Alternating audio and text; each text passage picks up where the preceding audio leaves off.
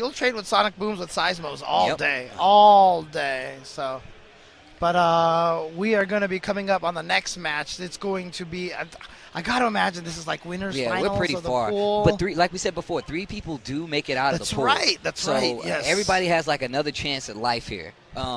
However, like the competition is, I feel like the reason they gave people an extra chance is because there's so many killers here. It's like, you know what? Everybody and their mom is here. So we're going to give you one more chance to make it out of pools. The reason why that happens, though, is because a lot of times you get runbacks. You always end up runbacks. The people in losers finals always feel like that they've played each other before. Oh, yeah. So they're doing the 3-out method by just mixing the loser side of that. Now, interestingly enough here, Kami versus Ice was actually the winners finals of that pool. Really? That was the winners final. You know who was in the losers finals right now? Or the losers semifinals?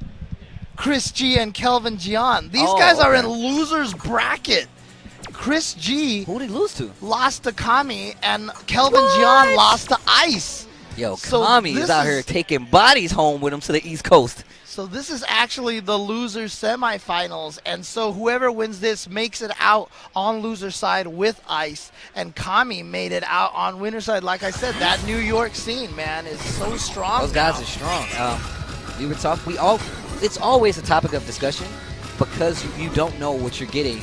When you go, if you go to NLBC or you watch NLBC, there's a bunch of strong players there. A lot of which do not get enough shine in some instances, especially when it comes to the West Coast, because traveling is ridiculous. I mean, they play against shine a lot, right? So I think they get plenty of shine at NLBC. But Kelvin Jeon beat Broly Legs to get here, and ChrisG beat Aziz Sensei to get here for this loser semifinal match. So this is the make it out of pool B1.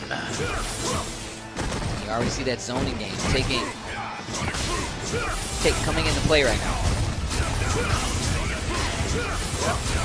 It's a little bit of tough, because like sometimes Urien likes to play like kind of a defensive zoning game, but it's going to be a little bit tougher against Guile. Oh, chases down the jump with the EX shoulder tackle. The tail end of that toward medium punch.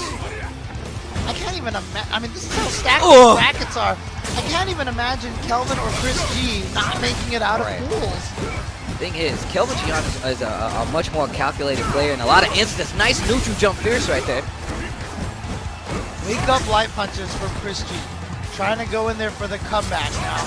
I like the air-to-air. Charge up, fireball from Urien. Guile can do a lot of damage. I know a lot of people question when I say this, but I just don't feel like Guile is that burst damage kind of character. He's not. He breaks you down. He clips you over time, and he gets more annoying. And then when he gets triggered, that's when he finishes the deal. Right. So, you're right. I agree.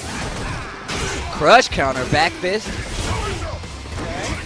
Gets the knockdown off the flash combo. Oh, wow. Didn't even get the fireball off at all. Nice block on the empty jump from Chris. Kelvin was ready for it. Again. Wow, again. Yeah. Kelvin just trying to see if he can build up to the next block of, yeah, that's going to do it. So now the V trigger is in play. Yeah, if he gets any crouching forward, even on block, if he feels like this round is getting out of hand, you're probably going to see an activation. And that's what we're nearing right now. Powered boom. Nice block again, but not going to stop that crouch strong. 1 round apiece. Great controlled round there for ChrisG. ChrisG basically lost no health in that one. Great turnaround from that first round. Try not to play that neutral game with Urien, but oh man, those EX headbutts just catch you by surprise. Step kick just to check the temperature on ChrisG. There's a V reversal. And you see ChrisG so content with holding back and getting a boom on the screen and controlling the screen again. Look at this. You see him dash him into the boom, so even without the quick rise, it doesn't even help. Can't touch that. There's a throw into the corner. Trigger is not on the table just yet for Kelvin Jeon, but he's going to try to take this and run with it. There's that Urien whirlwind. I know. Oh, activation. Got him. Oh, reset throw into the corner. ChrisG, a genius. Christopher Genius. Oh, mirror. Oh, one made it through, actually. That's crazy. I thought he was going to do the far mirror to punish Guile. Oh, man. Trying to chase him down, but the no more mirror helps. Aegis Reflector is out of play. Oh, he was just outside of range. Just outside. Oh, and I was talking about so much about how good Kelvin is at aiming that, and then the one time he needed it most, he missed it, and ChrisG using that option select. You know, I'm going to block, and if I block, then the jab won't come out, but if it whiffs, I have the punish. On top of that, you notice that ChrisG is so okay with, like, you know what, I'm too close, I'll hold back to get out of there. Yeah. Crush counter to start the round off by Kelvin Jeon, and pushes to the corner. Walking backwards is such an effective tool in Street Fighter 5 compared to a lot of the other fighting games. Look at that. Just walks right out of range. Didn't even have to block it. And he gets that charge on top of it because Guile is a charge character. Wake up EX flash kick from ChrisG. Here is the thing about Guile. So not a burst damage combo, but every time he hits you, it just feels like it hurts. That deal is going to stop some of that pressure. Baby booms on the screen. What are you going to do? Wow. Delayed perfect. Oh, he ran out. He ran out. He thought maybe he had a little bit more. Just jumps out of the corner. Just raw jump back. Yeah. It's the raw jump out of the corner. Gets the cross up. Was able to convert into the EX flash kick. Spent the meter to take the round, which is a great idea because he still starts this round with 1 bar. Now match point for ChrisG. Getting caught by EX chariot tackle. ChrisG getting more and more effective at controlling the screen. Smart jump in by Kelvin Jeon. Really smart read. But just gets thrown right back in the corner. Good block on the EX chariot tackle. ChrisG was waiting for it. You see Kelvin Jeon just swinging right there at that mid-range with that crouching medium kick. Confirmed by ChrisG. Dash up, tries to go for the reset. Critical art still on the table. A little bit of trigger left. Yeah, last time he went for the reset, he went for the throw. This time he tried to fake like the throw and go for the button. Kelvin Jeon landing on that Sonic Blade, Sonic Boom.